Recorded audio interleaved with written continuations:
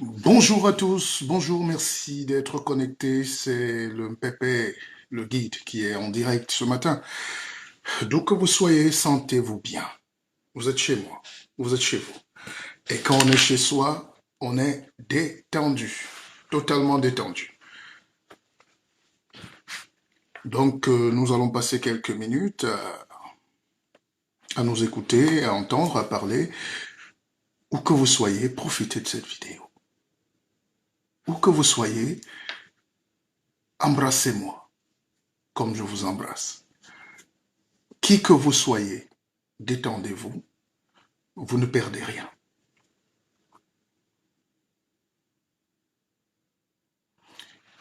Dans la vie, ce qui nous empêche de réussir souvent, c'est les paradigmes.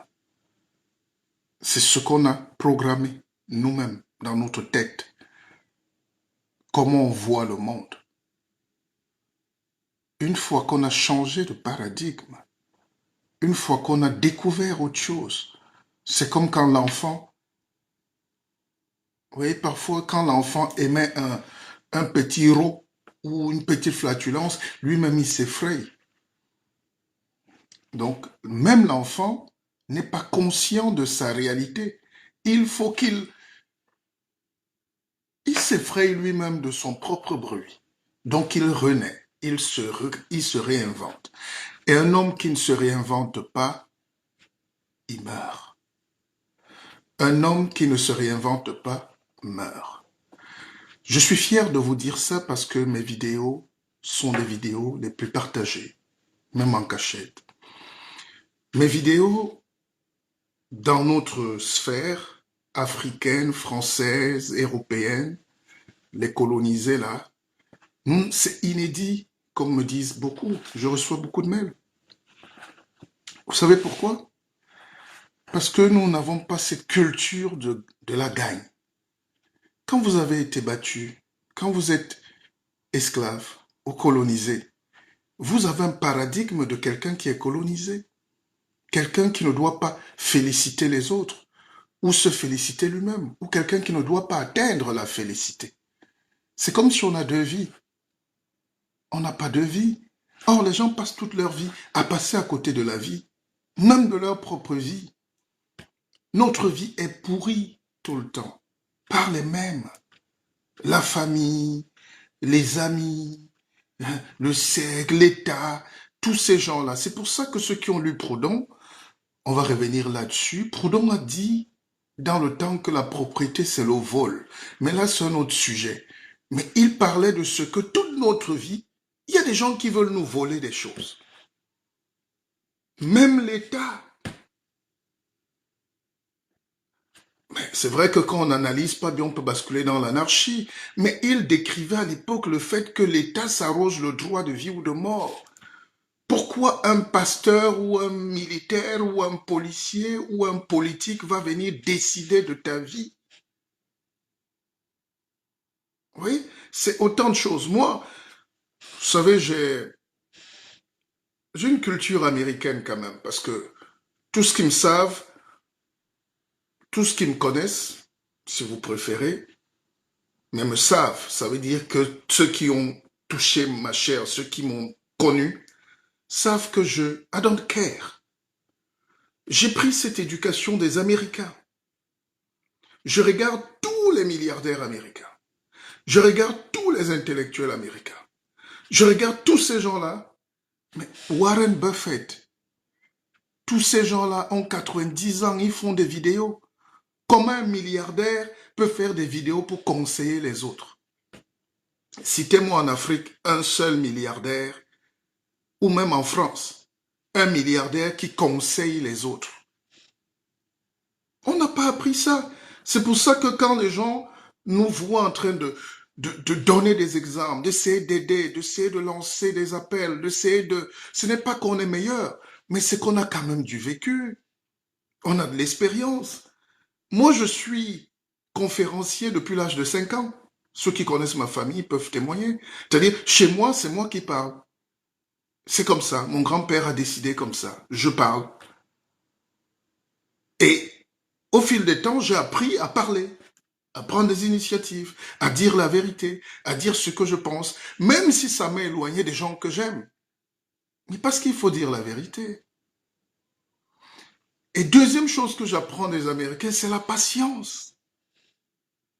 La patience, ce n'est pas d'aller attendre que quelqu'un revienne du ciel. La patience, c'est qu'est-ce que je fais pendant que j'attends?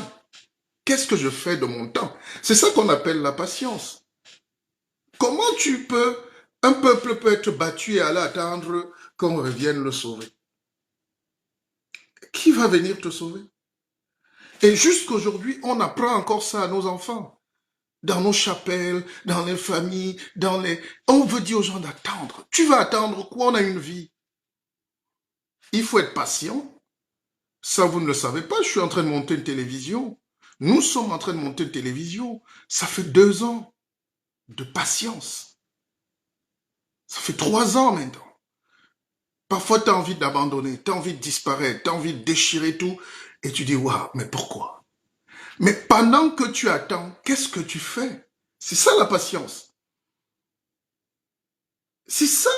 C'est pour ça que l'Afrique ne peut pas se développer. Parce qu'on dit aux gens d'attendre.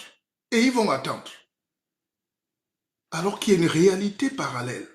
Il y a toujours, quand tu changes de paradigme, tu changes ta manière de voir le monde, tu commences à imaginer les possibilités. Il y a 1000 possibilités.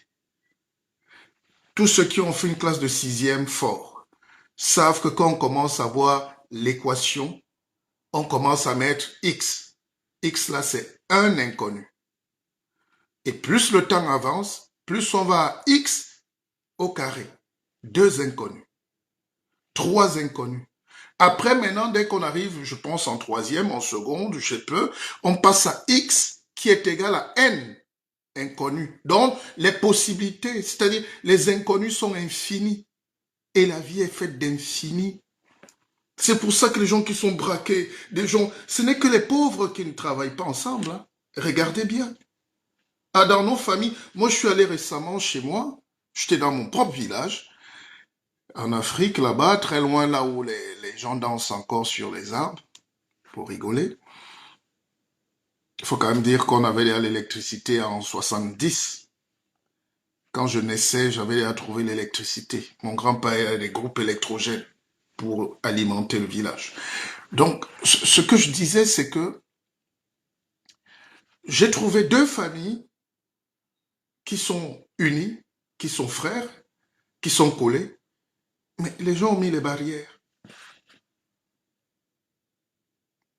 Et dès que je cause avec une tante, elle me dit ne va surtout pas là-bas.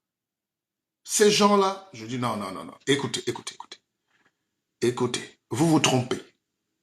Je ne peux pas faire 6000 kilomètres ou dans l'avion, j'ai parlé avec des Chinois, des Français, des Belges. À l'aéroport, j'ai même aidé un vieux retraité français à sortir.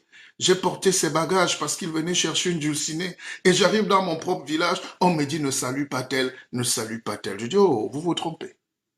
Et ma tante s'est très mal fâchée parce que j'ai refusé d'obéir à elle qui a échoué dans sa vie. Qui est ton mentor? Tu écoutes qui dans la vie? Qui nous donne des conseils?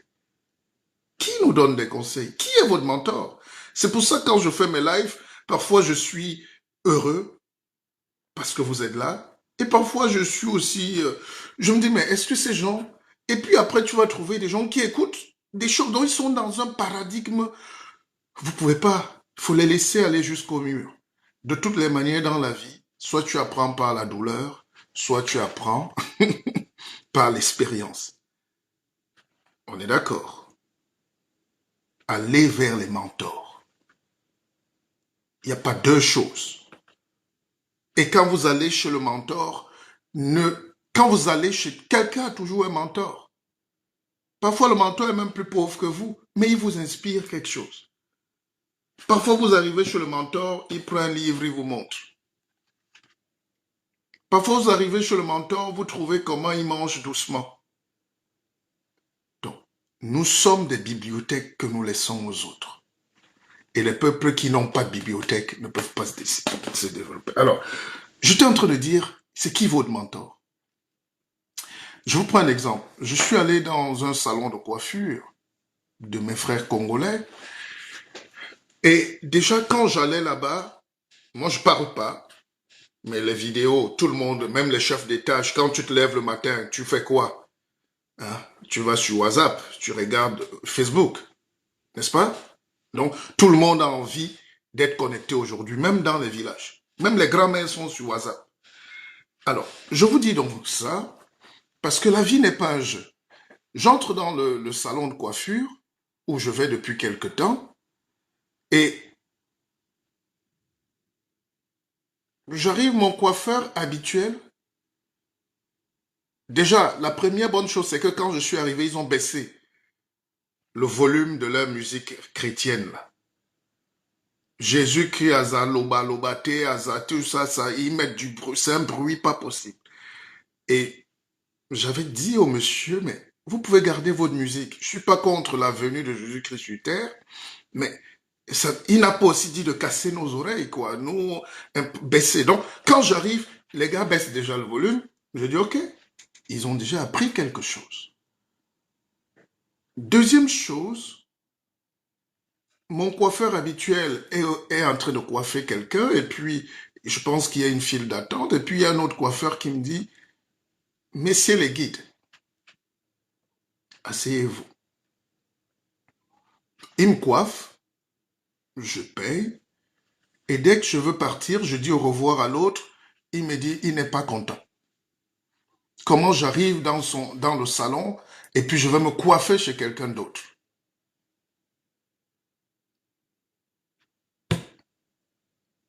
Je dis, mais c'est incroyable. Je lui ai dit, jeune homme, écoutez-moi bien. Vous êtes la dernière personne à me faire la morale sur ce que j'ai envie de faire de ma liberté. Vous êtes dans un même salon. Vous êtes tous Congolais. Vous écoutez la musique religieuse, entre guillemets, qui est plus du tintamarre qu'autre chose. Vous parlez de Dieu a dit, Jésus a dit, mais tout le monde chante, mais vous ne pouvez pas vous entendre dans le même salon de 2 mètres carrés. Vous comprenez? Je prends ces détails, c'est ça qu'on appelle les enseignements de la vie. Hein. Si on était dans la vraie vie, je serais doublement agrégé parce que ces petits détails-là, ça nous donne de l'intelligence pour enseigner. Ce n'est que l'enseignement qui libère les gens. C'est l'enseignement. Et même ceux qui critiquent ou qui peuvent dire des choses, parce qu'il y a toujours des gens qui peuvent dire des choses, c'est la répétition qui est la mère de l'enseignement. Même dans votre vie, répétez parfois les mêmes choses, mais les mêmes bonnes choses. Si vous répétez les mêmes mauvaises choses, vous aurez les mêmes mauvais résultats. Essayez de répéter les mêmes bonnes choses. Prenez un livre, par exemple. Il y a des gens qui m'appellent tous les jours. Quand vous prenez un livre, lisez un passage ce soir, revenez demain et réalisez le même passage, vous allez voir qu'il y a quelque chose de nouveau qui s'est ajouté. Le texte est là. Mais vous savez pourquoi? Parce que pendant que vous m'écoutez là, même le live, après quand vous le remettez, il y a des gens qui réécoutent mes lives tout le matin. J'ai quelqu'un qui est au Canada qui me dit, mais Pépé, chaque fois que je vais marcher, déjà, vous m'avez poussé à aller marcher, faire du sport, mais chaque fois que je vais marcher, je remets un de vos anciens directs et je dis, tiens, j'avais pas écouté ça. Mais parce que pendant que je parle, il y a parfois la mémoire qui s'envole pour penser à un repas ou à un rendez-vous d'une jeune dame qui va venir ou voilà, ou à un oncle qui ne vous aime pas. Donc la mémoire n'est pas stable. Et c'est cette stabilité de la mémoire qu'on appelle la méditation. Le pouvoir de méditation. Le pouvoir de captation. Le pouvoir d'attention. Et la connaissance, c'est quoi? Vous connaissez? C'est l'association de l'attention et du temps. Vous qui êtes connecté dans ce direct, peut-être vous êtes couché, peut-être vous êtes en train d'aller au travail, peut-être vous êtes en train de travailler, vous êtes en train de souffrir sous le froid, vous êtes en train, même dans les villages, peut-être, mais vous êtes en train de m'écouter, mais vous avez de l'attention. Et de deux, vous avez le temps. Et ce temps-là, c'est tout ça qu'on va appeler la connaissance. Je mets mon temps à quoi? À la connaissance. Quand une femme vous aime, qu'est-ce qu'on dit souvent? C'est une femme très attentionnée. Parce qu'elle connaît, elle vous connaît. Quand une femme vous aime, elle est plus attentionnée. Quand une femme ne vous aime pas, parfois même tu rentres du boulot, elle ne te regarde pas. Parfois tu dors à côté d'elle, elle ne sait même pas que tu es là. Parfois même tu veux même grimper, elle ne sait pas que tu es là. Elle fait juste ça pour faire. Mais quand une femme est attentionnée, ou quand un homme est attentionné, même la babouche déplacée n'est plus un mystère. Quand une femme est attentionnée, elle connaît son mari. Quand tu rentres du boulot, on sait. Elle sait que ça n'a pas été bien. Quand tu rentres, elle sait qu'elle peut te donner un coup de main. Quand tu rentres, elle sait que ton repas, elle sait, et toi aussi. Donc, soyons donc attentionnés. Je disais donc que quand tu sors d'un restaurant ou d'un salon de coiffure où tu trouves des frères qui sont là, qui se battent, et ils chantent en même temps que Dieu, Jésus va revenir, mais ils sont méchants entre eux. Vous comprenez donc que l'Afrique, surtout, a un problème. On ne nous a pas appris à apprendre. On ne nous a pas appris. Et on nous a mis dans un monde qui va très vite.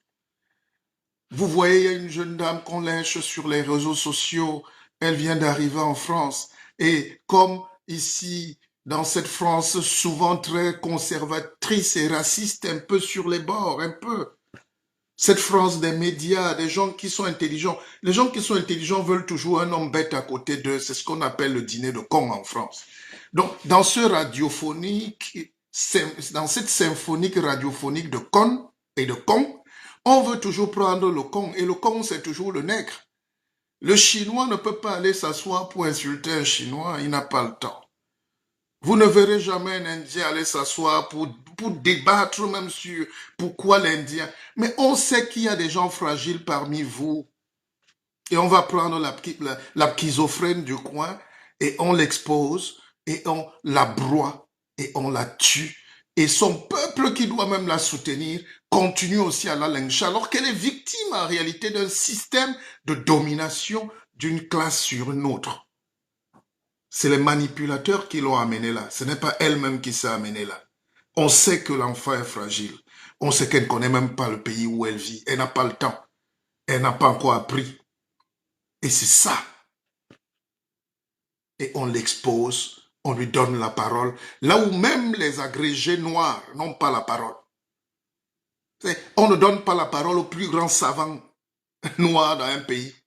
On prend un ramassis de quelque chose là, on te met là-bas pour que tu dénonces, pour que tu insultes tes frères. En réalité, tu t'insultes toi-même. Mais parce qu'on n'a pas le temps de former ces gens, on n'a pas le temps d'enchaîner nos frères dans des nouvelles réalités. J'ai écrit un livre magnifique qui s'appelle L'Afrique et son cancer du côlon. Je dis magnifique parce que, voilà, il est au programme partout, hein. Toutes les grandes écoles, hein. C'est pas moi. La troisième guerre mondiale aura lieu, mais sans nous.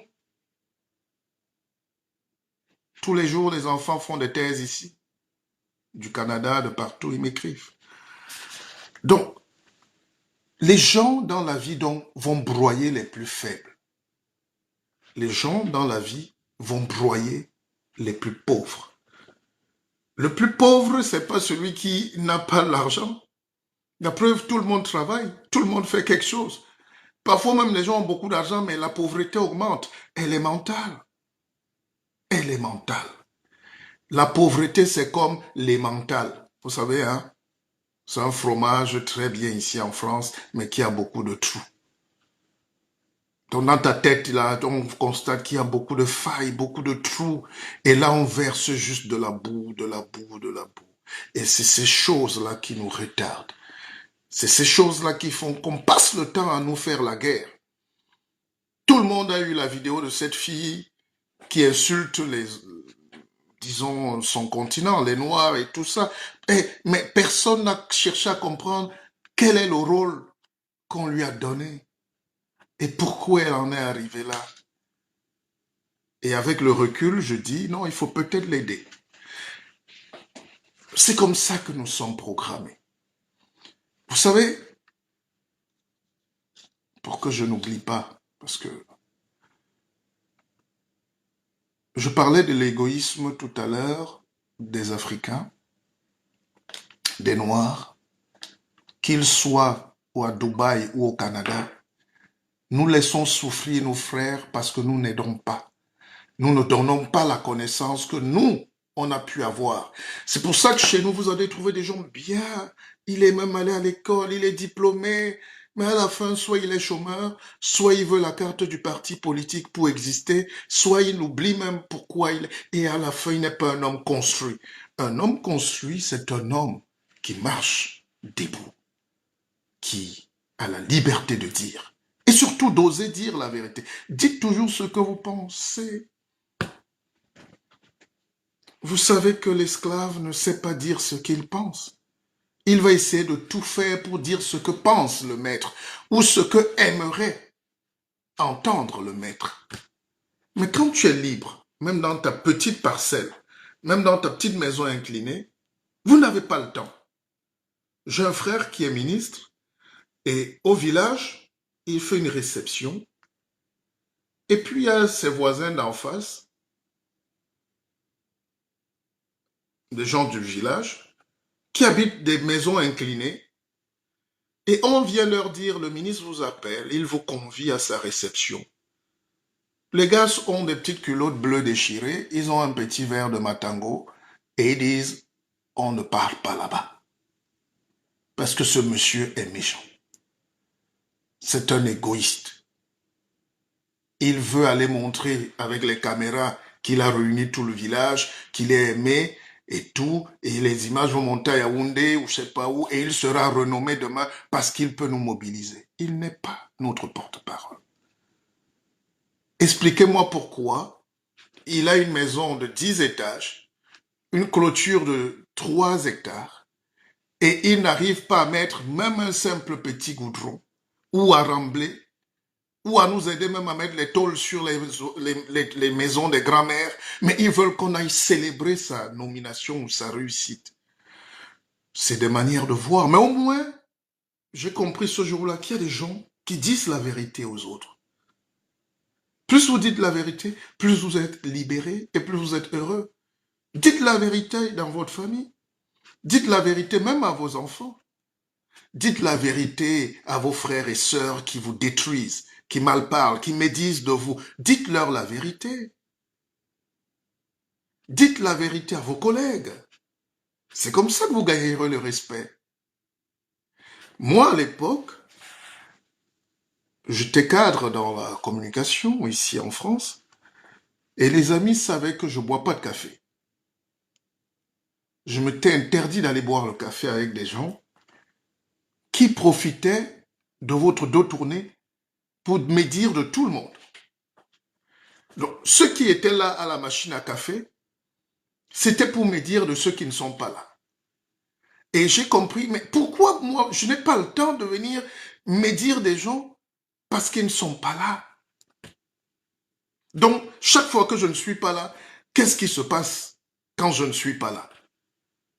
Autour de la machine à café. Donc, moi, on savait que je ne bois pas le café. Un café, je dis non, merci. Parce que je ne veux pas parler de gens. Je n'ai pas le temps. J'ai même soif, mais je n'ai pas envie de m'associer à ce projet. Donc, je dis non. Je suis catégorique. Apprenez à dire non. Je vous prends un autre exemple tout simple. Et ça va vous faire rire. C'est un homme qui arrive un jour avec sa copine, sa femme, qu'il vient de, voilà, il vient de la connaître. Ils arrivent chez les parents. Ils ont fait 2 heures de route. Ils sont fatigués. Et comme la maman les reçoit, et il se fait un peu tard, il dit, ah, je n'ai même rien fait à manger. Je peux nous faire un petit truc vite fait, ou bien on peut aller manger chez la tante qui est à 30, 40 minutes de là. Pour faire plaisir à la belle-mère, tout le monde a dit oui, allons-y. Malgré la fatigue, personne ne voulait aller. Même le monsieur, le papa qui recevait dit, mais je travaille le matin, mais comme tout le monde a dit, allons manger ailleurs, mais je vais leur faire plaisir, on va aller manger ailleurs. Donc voilà 4 personnes qui ne voulaient pas bouger.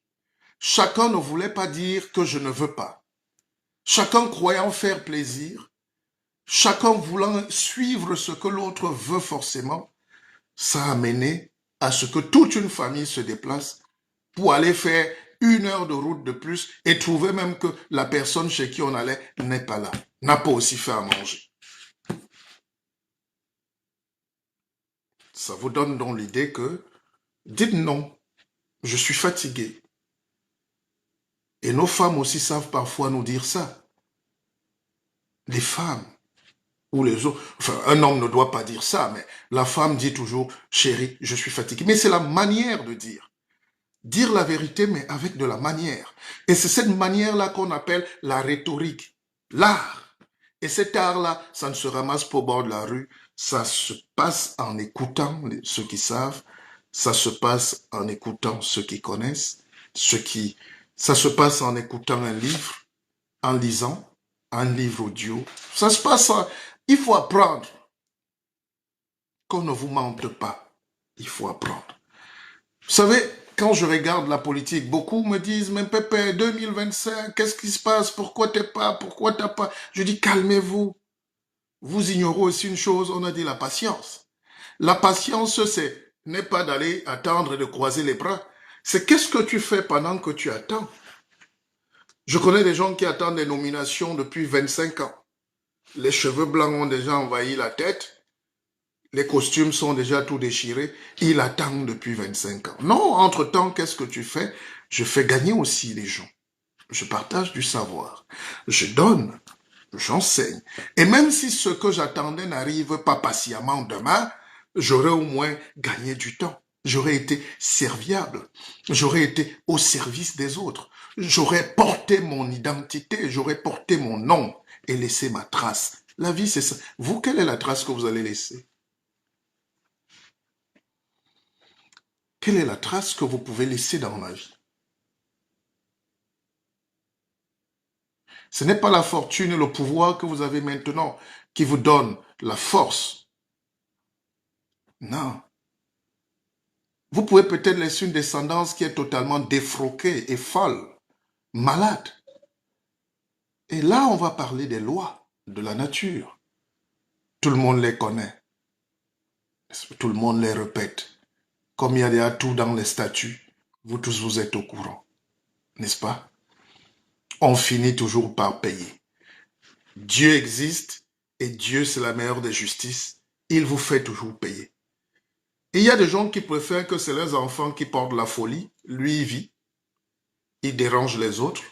Il sacrifie ses enfants. C'est un choix. Il y a aussi ceux qui tracent la route pour leurs enfants. Et tous les actes que nous posons se répercutent sur nous. C'est une loi de la nature. Il y a un effet en physique, l'effet boomerang. Ça revient toujours. Quel que soit, ça peut même sauter une génération, mais ça revient toujours. Une sorte de... J'aime pas prononcer les mots des petits abrutis de prophètes là, parfois. On parle pas de malédiction ici. Mais il y a quand même quelque chose, il y a toujours une facture à payer. Quand vous avez vu quelqu'un qui a une belle lignée, quand vous avez vu quelqu'un qui a une belle descendance, quand vous avez vu quelqu'un qui est épargné par beaucoup de souffrances et de douleurs dans la vie, ça veut dire qu'il a déjà eu un bon don. Il a eu le don d'être bien. Les gens qui font du mal aujourd'hui ne peuvent pas s'imaginer que le mal qui reviendra, même de leur vivant ou pas, sera plus violent. Vous savez, Périclès, le roi d'Athènes, l'homme le plus puissant dans toute la Grèce antique, dans toute l'Europe, Périclès, il avait les enfants les plus bêtes de toute la Rome antique. On parlait de la bêtise de ses enfants même dans la Mésopotamie. Le gars était puissant. Quand il respirait, on égorgeait quelqu'un. Quand il toussait, on tuait quelqu'un pour rien, juste pour qu'il soit heureux. Et au moment de succéder à Périclès, on va chercher l'enfant, on le trouve en train de manger dans la boue. On va chercher l'eau, on trouve... Il a commencé à pleurer, à demander pardon à Dieu. Donc, nous devons être des modèles. C'est pas évident. La vie, je ne donne pas de leçons. Je ne vous dis pas de ne plus aimer, de ne plus faire ceci ou faire cela. Ce que je vous dis ce matin, c'est d'être meilleur, d'essayer d'être un homme bien, d'un homme qui avance, d'un homme qui donne, d'un homme qui trace la route, d'un homme qui oublie de faire du mal. Soyez des gens avenants. Tout est possible dans la vie. Il faut décider de changer de paradigme. Aujourd'hui, je ne veux plus être qui j'étais. On m'a trop menti. On m'a trop bourré le crâne. On m'a trop dit de. On m'a trop dit de. Et dès que vous regardez ça, vous vous équilibrez. J'aime souvent répéter aux gens qui me suivent ou qui me suivaient ou qui ne me suivent plus aujourd'hui, chaque fois que quelqu'un ne me suit plus, il y a 1000 autres qui viennent me suivre, donc ça équilibre. Laissez partir ceux qui partent et accueillez ceux qui viennent. Tous ceux qui arrivent sur ma page à l'instant, bienvenue. C'est le Mpépé. Je ne discute pas ce titre avec quelqu'un, c'est un titre de mon village que je décide de faire connaître au monde entier. Parce que je suis issu d'une lignée de gens qui sont les premiers sur terre.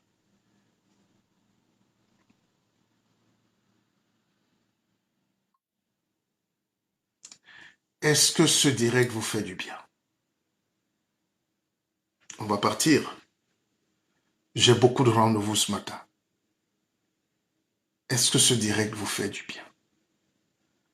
Je me suis levé à 4 heures du matin, comme toujours. J'ai déjà fait une vie avant d'être là. J'étais faire du sport. Il fait très froid. J'étais me concentrer sur moi-même. J'ai médité. J'étais faire ma toilette, ma douche. J'ai planifié ce que j'allais vous dire. Je n'ai pas écrit, j'ai planifié. Et j'ai décidé avant de commencer ma journée par faire du bien. Vous croyez que quelque chose de mal peut m'arriver? Vous n'avez jamais été à côté des gens qui ne donnent rien. Pourquoi nous sommes riches avec le diamant, l'or et tout, mais les gens sont comme des animaux au Moyen-Âge? Parce que tout le monde est comme ça. Non. Tout le monde veut prendre, mais personne ne veut donner. Quand j'ai lancé l'idée de la banque, d'Akeva Bank, qui marche aujourd'hui, c'était pour prévoir que les peuples qui n'ont pas d'identité, qui n'ont pas de force financière, qui n'ont pas de nom, n'existent pas. La preuve, il y a des milliardaires dans tous les pays. Même au Niger, il y a les milliardaires. Arrivé en Guinée équatoriale, il y a les milliardaires. Arrivé en Guinée-Bissau, il y a toujours, même dans la plus grande pauvreté, il y a toujours des millionnaires là-bas. Il y a toujours, partout, il y a des humains, il y a des riches et des pauvres. Mais les riches chez les pauvres sont des pauvres chez les riches.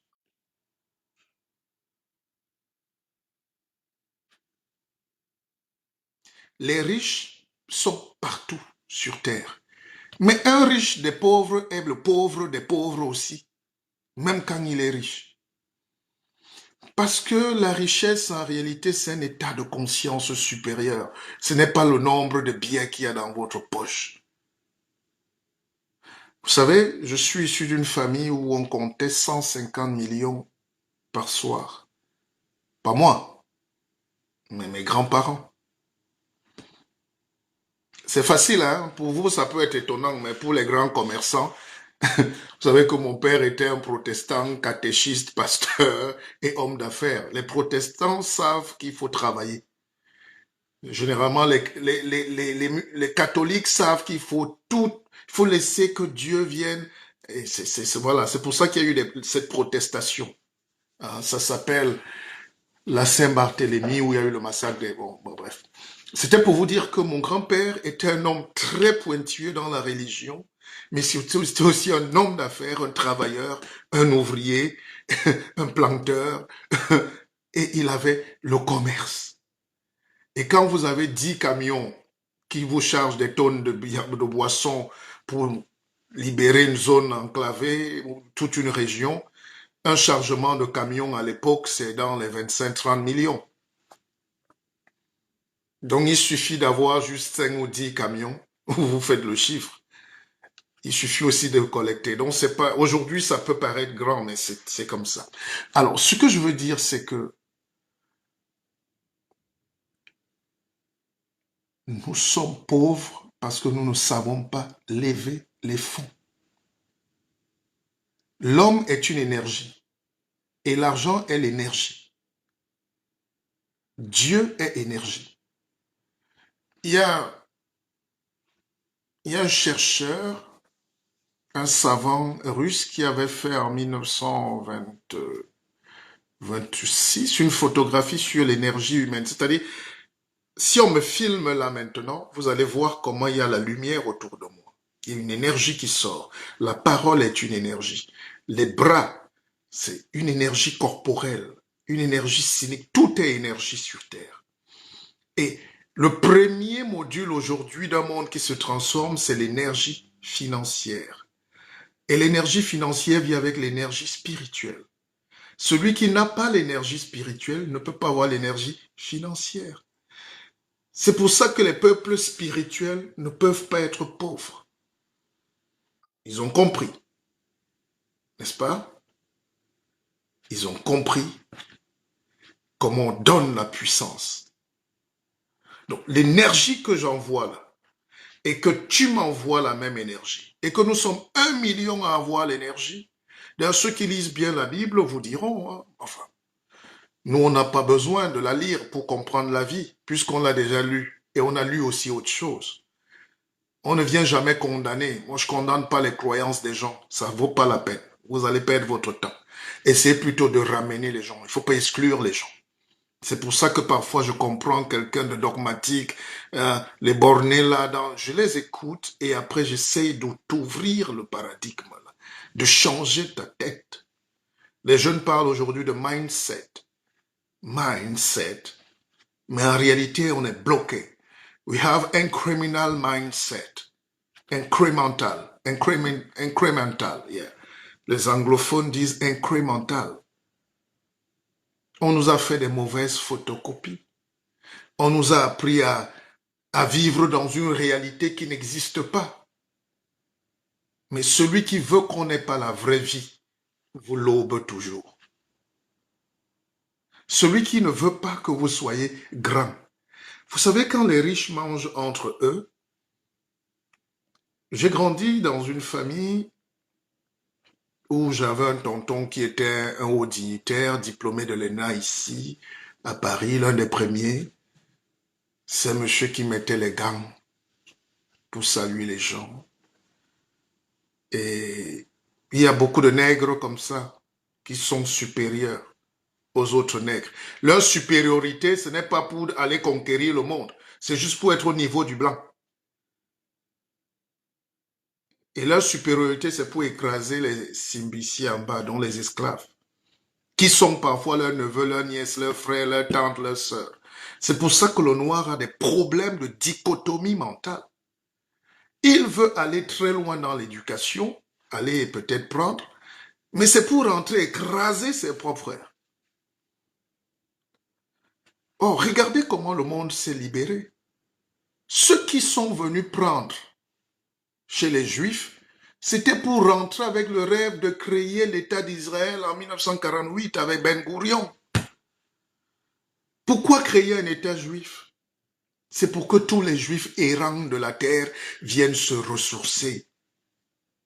Or, regardez comment nous on fonctionne. C'est que tout le monde, on nous chasse de partout. Et quand on arrive chez les autres, nous sommes encore chassés de partout. Et on ne fait qu'être chassés de partout. Et on n'a pas le temps d'être stabilisé. On n'a pas le temps de maturer. On n'a pas le temps de réfléchir, de partager l'énergie supérieure, de créer une spiritualité qui va nous donner l'énergie financière, intellectuelle. C'est pour ça qu'il n'y a pas de développement en Afrique. On nous vantait l'Éthiopie, l'Éthiopie. L'Éthiopie, c'est quand même Haïlé Sélassié. L'Éthiopie a tué et battu et combattu les Italiens, même les Allemands. C'était déjà une nation qui n'a pas eu besoin d'être colonisée. Même dans les textes anciens, on te dit que le royaume de Saba, la reine de Saba, l'Égypte, la Nubie, l'Éthiopie, et regardez un peuple qui est totalement déstructuré aujourd'hui. Il te parle de tribus. Les héritiens affrontent les oromos, les cécis, les couteaux sortent, la machette, mais parce que les autres les ont détruits et n'ont pas de spiritualité. L'Éthiopie, c'est Addis Abeba, c'est la meilleure compagnie d'avions au monde. Ils étaient déjà en train d'avancer à 2 pas du développement. Ils sont revenus comme des singes. C'est ça le paradigme de l'homme noir. L'insécurité est partout. Vous savez, je regarde les pays africains, je dis peut-être j'ai pas de chance, je vis pas dans la bonne époque, on ne veut pas de nous, on ne nous utilise pas, on ne nous écoute même pas. Quand je parle en France, on m'écoute. Quand je regarde, regardez l'actualité dans nos pays, on a parlé de l'Éthiopie, c'est la guerre. Regardez la Côte d'Ivoire. Dans 2-3 ans, vous aurez des nouvelles. Si les Français n'interviennent pas, si on laisse ces gens-là, le retour en politique de ces vieux papas-là, ou le maintien en politique, la haine est déjà en train de... La marmite est en train de chauffer. Moi, j'annonce. Je vois ça d'ici. Mais comme vous n'aimez pas, vous allez effacer. Les gens continuent, ils ont dit même réconciliation, mais moi je commence à voir les germes. Chaque jour, il y a la haine qui grandit un peu plus en Côte d'Ivoire. Depuis le retour de l'autre, de l'ancien président, qui a trouvé aussi 2 autres faucons anciens présidents. Personne n'est sincère en se disant, laissons un peu l'avenir aussi à ses enfants.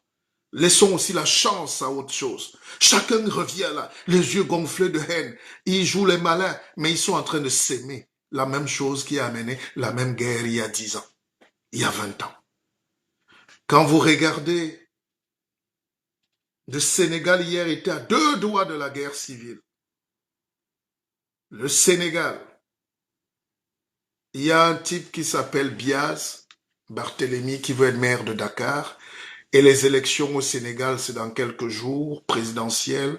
Le président Macky Sall, qui s'est battu pour chasser le vieux Wade, qui lui-même voulait s'accrocher au pouvoir, est en train de trouver des mécanismes pour dompter le peuple. Et j'ai vu les jeunes, les Mohamed Sonko, on les a arrêtés hier. Tous les jeunes de Dakar sont sortis. La guerre n'est pas très loin. La guerre n'est pas très loin. Il a fallu, si on n'avait pas libéré ces gars hier, tout le Sénégal brûlait hier. Tous nos pays sont comme ça, à feu et à sang. Pourquoi? Parce qu'il n'y a pas. Quand tu regardes la culture au Sénégal, on te parle des mourides, mais en réalité, ils sont des musulmans. Eux-mêmes acceptent d'être musulmans. C'est quelle identité? Des confréries puissantes, c'est quelle identité? Quand vous n'avez pas d'identité, vous n'avez pas de spiritualité, vous n'avez pas de nom. Vous n'avez pas de nom. Vous savez pourquoi on donne le nom? Pour revenir sur ce débat, pourquoi on vous a donné le nom que vous portez? C'est pour que vous portiez l'histoire de ceux qui vous ont donné le nom. Ceux donnent le nom a été porteur d'une histoire. Quand vous êtes seul, est-ce qu'on vous appelle? Si vous êtes seul dans votre chambre, qui vous appelle? Votre nom ne sert à rien. Vous n'êtes pas, vous n'existez pas. Le nom, c'est pour dire « je suis là ». C'est moi. Nous venons sur terre nous affirmer. C'est moi. Je n'ai pas le temps. Et puis, vous savez que dans ces médias ici en France, c'est pas moi qu'on va inviter débattre avec ces intelligences. avec ces Zemmour, avec tous ces gens un peu haineux, parce qu'ils ont peur du noir intelligent. Et même le noir a peur du noir intelligent. Donc le noir intelligent est victime 2 fois de racisme, d'ostracisme, d'exclusion et de frustration. 2 fois. Un, les autres ne l'aiment pas en face. On trouve, mais qu'est-ce qui l'amène ici alors que... Et deux, ses propres frères disent, ah, méfiez-vous de ce type-là. Conséquence, le nègre intelligent est un fou, est un frustré, est un formidable aventurier esselé. Il faut être moyen, bête. Il faut écrire des livres sur le tribalisme, le communautarisme, le petit truc. Il faut écrire des petits livres, des petits trucs. Quand tu écris un livre qui te parle de la destinée humaine, que comment être grand, comment comprendre le monde, comment être meilleur, personne, ils veulent pas. Mais ne vous inquiétez pas, je sais que je suis compris et aimé. Sinon, je ne serais pas là. Alors, ce que je vais vous dire, je disais donc qu'on ne porte pas le nom quand on est seul. Le nom, c'est vous. L'expérience a montré que quand quelqu'un est dans le coma, quand quelqu'un est déjà mourant, quand quelqu'un a perdu connaissance, quand il s'est même évanoui, comment on fait pour le ramener à la vie? Hé, toi, tu m'entends? Amadou, tu m'entends? Amadou, c'est moi. Amadou. Ce n'est pas ce que vous dites, c'est son nom qui va aller se reconnecter à son cerveau, qui va se reconnecter à l'âme et qui va remonter vers le ciel. Lui dire, non, reviens sur terre, t'es là, t'es là. C'est ce fameux triangle. Mais évidemment, on ne va pas expliquer tout ici. Nous donnons des conférences pour ça. Donc ne jouez pas avec quelqu'un qui va gommer votre nom. Et quand on a acheté les esclaves, nos ancêtres hier, quand on les a amenés travailler dans les champs de coton, quand on les a mis dans les cales de bateau, le premier truc quand ils arrivaient, c'était quoi? Qu'est-ce qu'on leur faisait? Écrivez. On leur changeait de...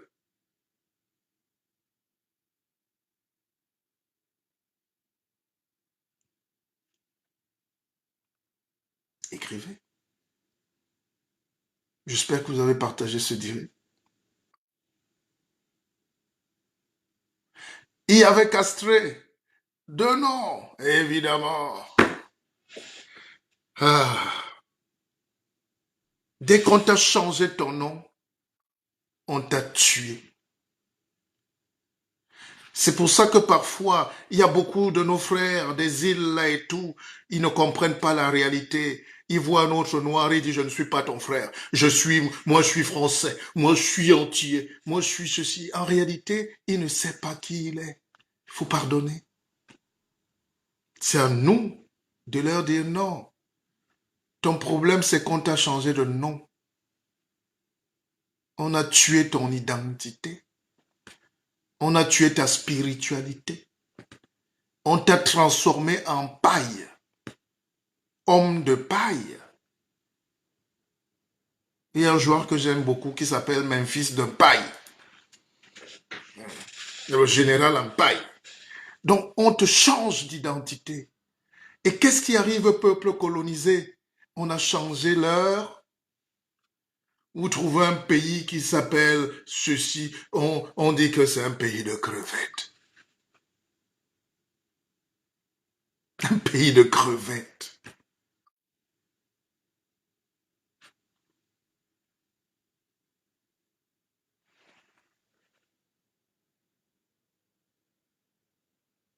Mais comme Dieu n'est pas fou, il vous dit non.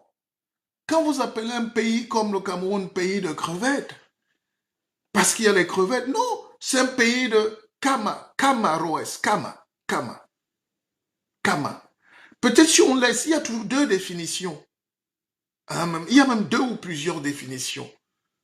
On peut laisser la définition qu'on veut nous donner et prendre nous-mêmes notre propre définition, notre propre nom à partir de nos propres réalités. Je parlais des pays à risque tout à l'heure, je parle aussi évidemment de ce pays qu'est le Cameroun. D'ici 2025, Tous les ferments sont là. Chaque jour, chacun plante sa graine de la haine, du tribalisme, du communautarisme villageois, et les gens célèbrent ça. L'homme est flatté par l'ego des meurtrissures, de la négativité, de la pauvreté. C'est là qu'on dit, voilà un homme politique. Il nous dit de rentrer dans nos villages, et comme ça on sera plus heureux. La vie est faite pour aller vers l'autre. Quel que soit ce qu'on va m'expliquer. Toute l'Afrique, donc, n'a pas de nom. Et celui qui te change ton nom a fait de toi son domestique. Aujourd'hui, les gens se battent d'anglophones à francophones, de ceci à cela. Ils ne se battent pas pour leur propre nom. Ils se battent pour avoir le nom du mari. Quelqu'un vient vous dominer, il vous donne des attributs et il rentre se coucher et vous bagarrez là. C'est deux belles coépouses qui se battent pour le mari. Ah, la polygamie est belle dans ce cas-là. L'Europe qui a dominé, qui a colonisé, est une Europe de la polygamie. Ils aiment quand les femmes bagarrent. Parce que quand deux épouses dans la polygamie commencent à se faire des enganamuitages, c'est l'homme qui est en danger, n'est-ce pas? Donc, l'idée donc, c'est de créer la confusion, de détruire la stabilité, de vous empêcher d'être vous-même, de vous gommer, d'effacer votre nom et de dire que vous n'êtes rien, vous m'appartenez.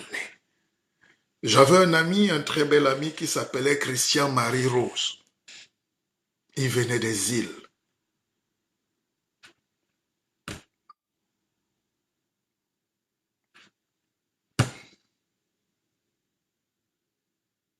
Et il était fier, il se croyait supérieur, avec des cheveux un peu défrisés, avec ce teint qu'on donne souvent aux gens qui ont eu des mélanges. Et Christian Marie Rose, il était fier de s'appeler Marie Rose. Un homme. Et j'essayais de lui dire, mais mon frère, tu peux t'appeler même Ngefak, je sais pas, un Tama. Regarde dans le calendrier.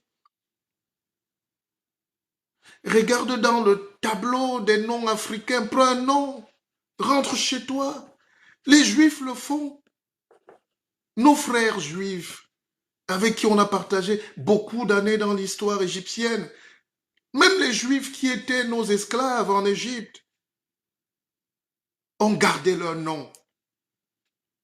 Ce qui a fait que les Juifs ne soient pas totalement détruits en attendant leur Moïse, c'est qu'ils ont gardé leur nom. L'identité. Donc quand des abrutis comme Zemmour viennent commencer à attaquer le prénom, il va continuer par le nom. Parce que le prénom, c'est le supplément de puissance d'âme qu'on ajoute à ta propre âme pour que tu sois toi-même plus fort. C'est ce que tu prends de l'autre pour avancer. Alors quelqu'un qui commence à effacer ton prénom va effacer ton nom. Voilà. Je viens vous dire donc ce matin, ne laissez pas que quelqu'un vous vole votre nom. Akeva, je ne viens pas mendier l'amour. Je ne viens pas chercher la reconnaissance. Je ne fais pas mes vidéos pour qu'on me voie. Le monde entier m'a déjà assez vu. Quelle beauté, quelle majesté. Mais nous avons un rôle plus important, c'est de donner. Vous pouvez avoir toute cette beauté. Il y a des gens plus beaux que moi, plus intelligents, mais qui ne nous servent à rien. Ils ne nous servent à rien. Vous savez, je suis issu d'une famille très métissée. Mes enfants le sont aussi d'ailleurs, par la grâce des rencontres. Et mes deux grands-parents sont des métis, étaient des métis. Mes grands-mères. Alors, et nous étions très jeunes et nous sommes allés à une fête à une soirée de mariage et nous avions un de nos frères, Marius Guibault, il s'appelle Guibault d'ailleurs, il était plus blanc que un breton sans soleil.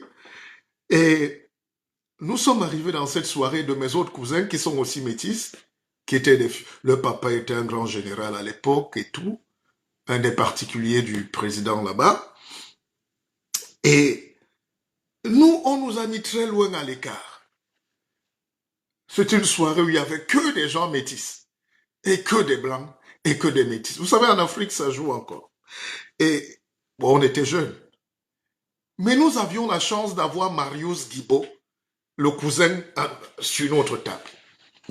Et j'ai mon frère, Patrice, qui, à un moment de la soirée, dit à Guibault, mais Guibault, ça sert à quoi de... Nous, ton métissage, alors, nous sert à quoi sur cette table?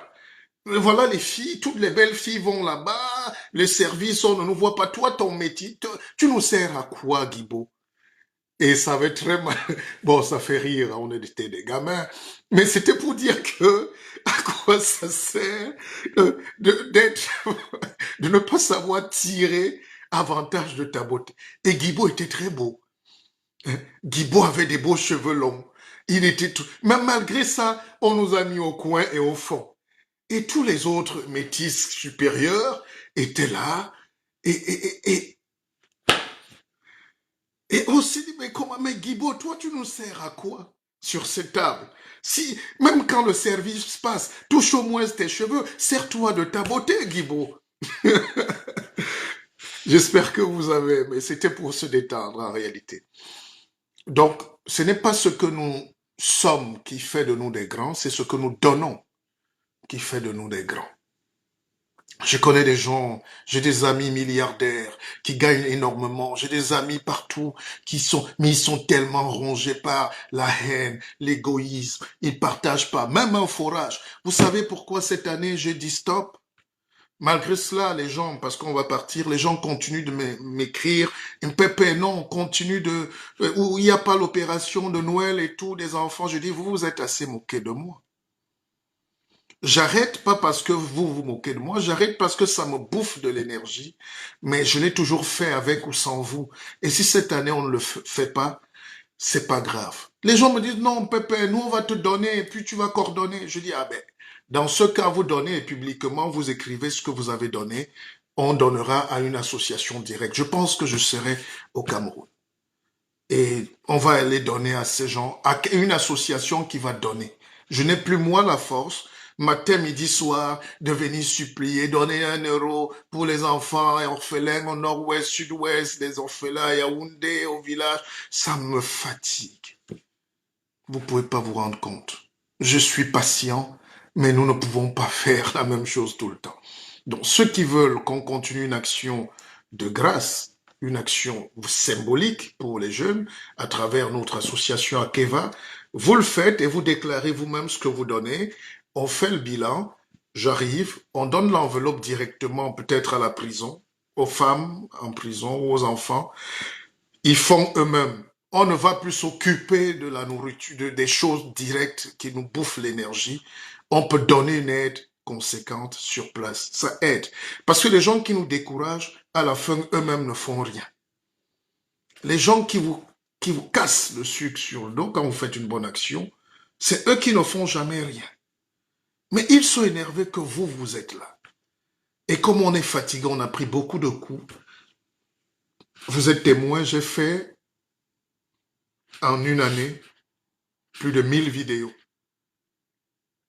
plus de 1000 heures de direct. Et ça ne m'a pas gêné.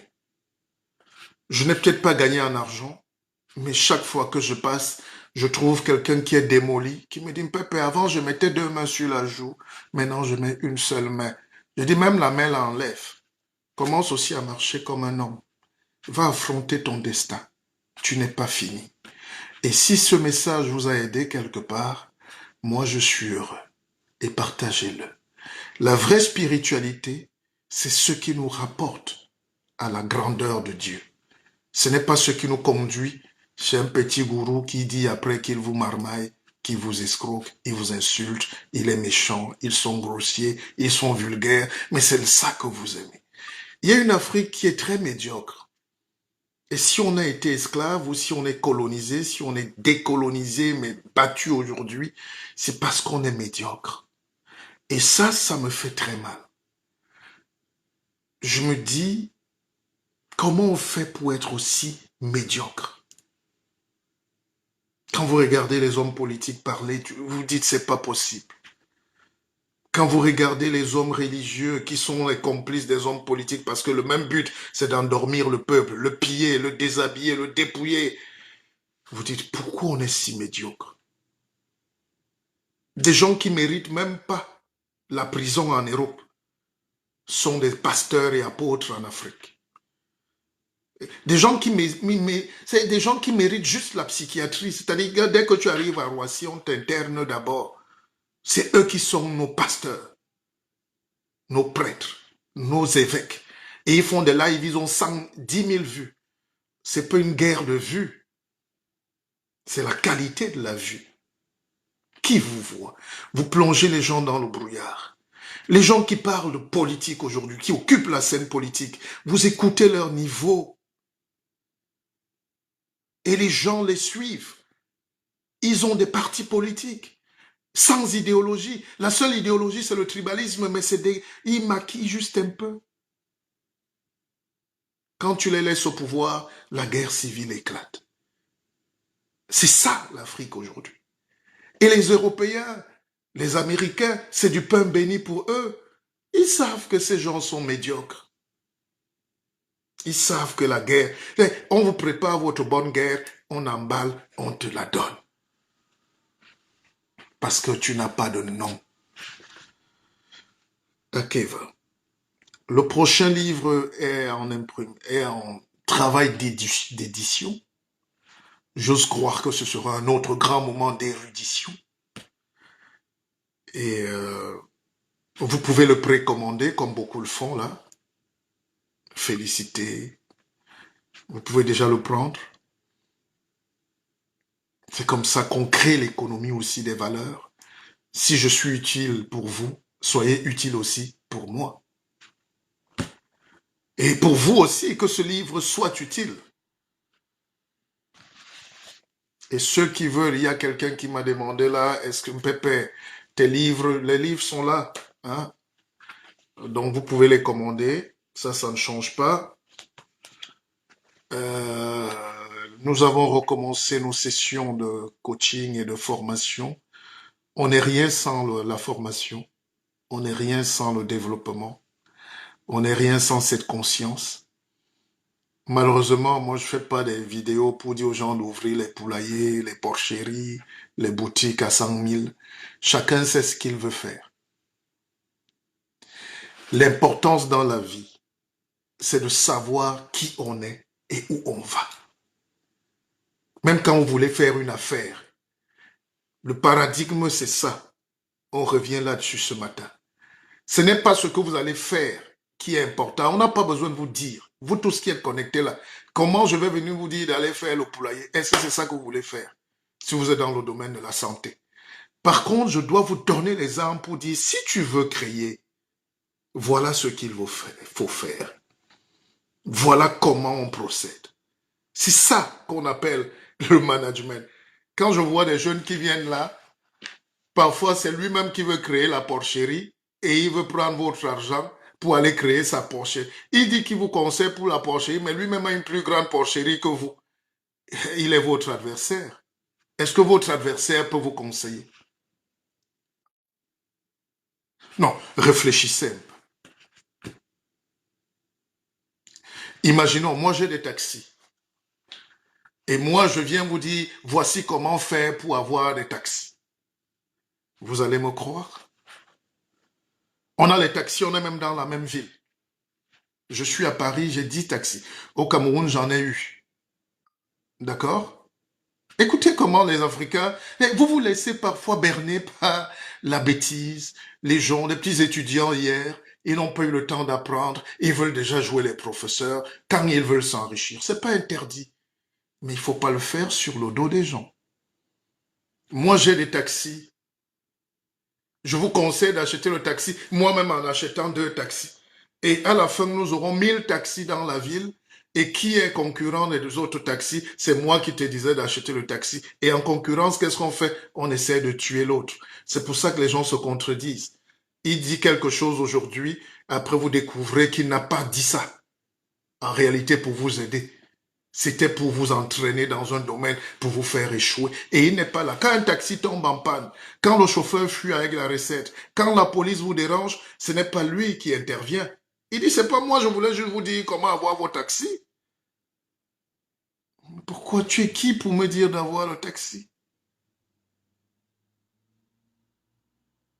Par contre, je peux vous donner les armes qui vont vous pousser à avoir un taxi et à savoir comment gérer le taxi. Comment gérer la ferme? Comment gérer votre établissement? Comment gérer vos employés? Comment gérer? Vous pouvez perdre le concurrent. C'est pour ça qu'un enseignant, un coach, c'est quelqu'un qui se met au-dessus, qui est supérieur. Il est grand. Un homme politique n'a pas vocation à venir discuter les titres et les postes avec ses électeurs. Il n'a pas à vendre les mèches. Il doit être de mèche avec le peuple. Si je vends les mèches, je peux pas être votre maire. Je ne peux pas être député. Je peux pas. Je serai concurrent de toutes celles qui veulent vendre les mèches.